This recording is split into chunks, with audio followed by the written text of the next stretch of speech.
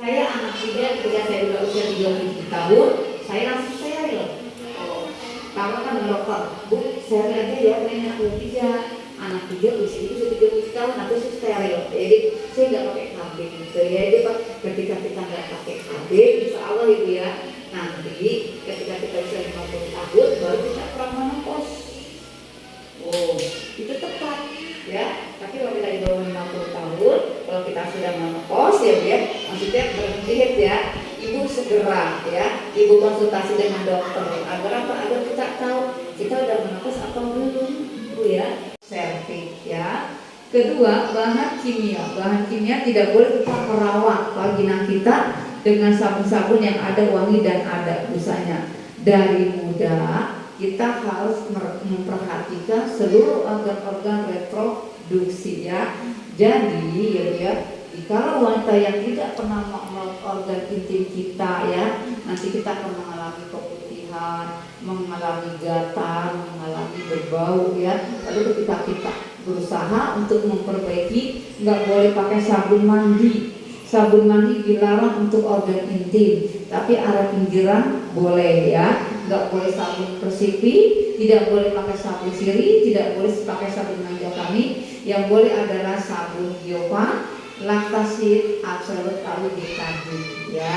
Dan ketiga adalah penggunaan pembalut, 62%-nya penyumbangnya kanker serviks. Kenapa? Ketika kita pakai softtek, kadang-kala saya pribadi ya, ketika saya pakai softtek saya nggak keluar tapi ketika saya lepas hanya pakai celana dalam saja, tapi saya keluarnya banyak. Nah, artinya darah ketika tidak keluar, dia mengendap di area dinding-dinding rahim, akan membentuk kanker serviks. Waktu yang panjang ya. Banyak sekarang ibu-ibu muda-muda banyak yang kena migrain. Kenapa? Ketika sudah haid dia senangnya keramas ya. Alasannya bu, rambutnya sudah mulai apa bu? Aku lengket gitu ya. Jadi kita kalau tidak boleh ya, hindari ya dia. Kalau kita lagi tidak boleh kita keramas ya. Ada apa budaya ibu-ibu yang kena kesadannya? Ada bu? Ada ya. Vulva cancer ya. Apa vulva? Itu adalah bibir vagina kita ya dia. Bibir vagina kita faktor dari kelembapan celana dalam ya bu ya.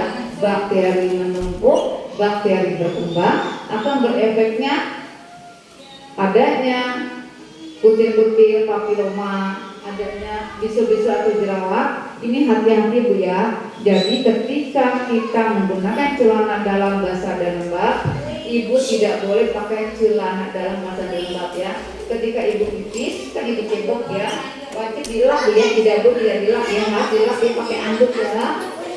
Payudara, papa yang tidak keluar, papa yang tidak teratur ya, papa genetik keturunan. Oke ibu ya, ini adalah kanker payudara ya bu ya.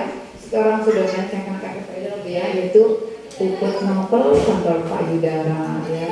Yang tahun 2000 ini, 2004 ini yang kena kanker serviks adalah Selvi, seorang youtuber ya bu ya, bukan dari TV ya. Masyarakat itu, ini orang mana ya? Ternyata beliau seorang youtuber ya. Dia kena kanker serviks ya.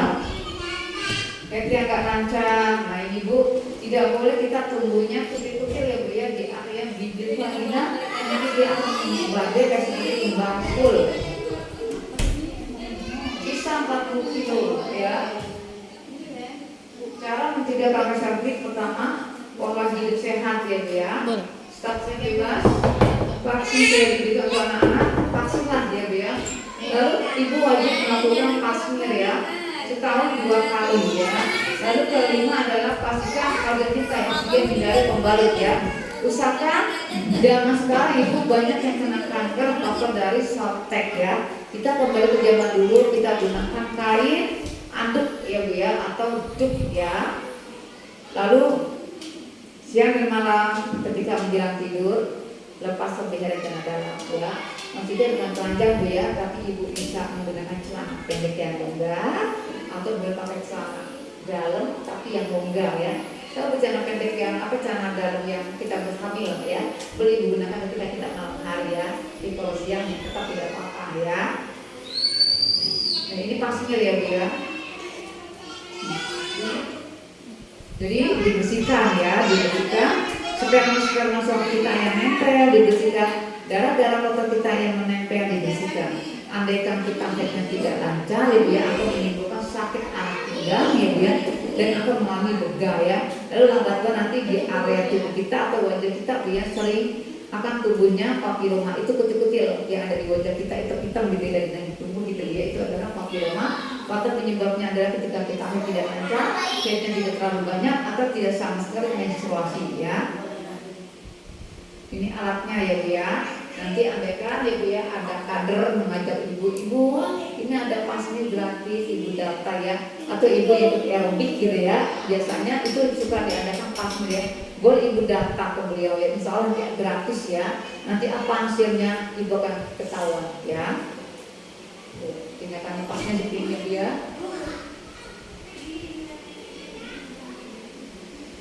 Dulu sudah 59 tahun minta tirana ya Bu ya, kamu sakit ya. Ini kamu sakit ini seperti ya Bu ya.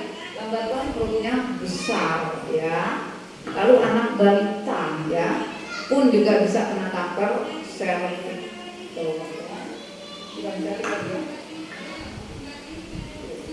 Bengkak gitu ya. Kenapa kan sudah menyebar ke seluruh organ-organ tubuh kita, mengalami apa-apa seperti busung lapar. Bibir vagina kita atau vulva ibu ya, tidak boleh kita adanya tubuhnya seperti ini ya, atau kutil ya, lalu dia menyebar nanti di vagina kita ya. Nah ini bisa 40 kilo yang diangkat ya.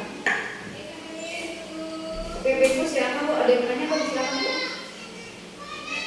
Ada yang nanya Bu, silakan Bu. Ayo, apa ibu ada mau lagi keputihan?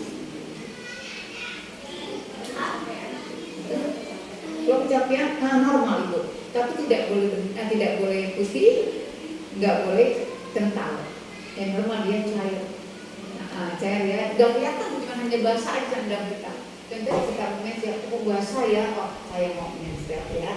Dia betul-betul nggak kelihatan, cuma dibasah aja gitu ya. Tapi kalau udah seperti apa Bu, termasuk tahu gitu ya.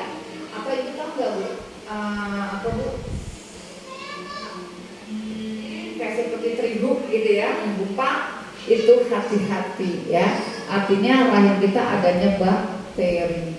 Dari mana? Bisa dari hubungan intim ya, yang tidak sebelum kita melakukan kita tidak bersih-bersih, atau dari kelembapan celana dalam. Jadi hati-hati ketika kita keputihannya mengalami gatal, bau, bentuknya pun juga sudah lendir ya. Itu ya. Ibu-ibu mungkin masih belum berhubungan intim ya. Contohnya beliau 5 tahun ya baru berhubungan intim ya. Tapi rata-rata yang kena kanker adalah di usia 25 ke atas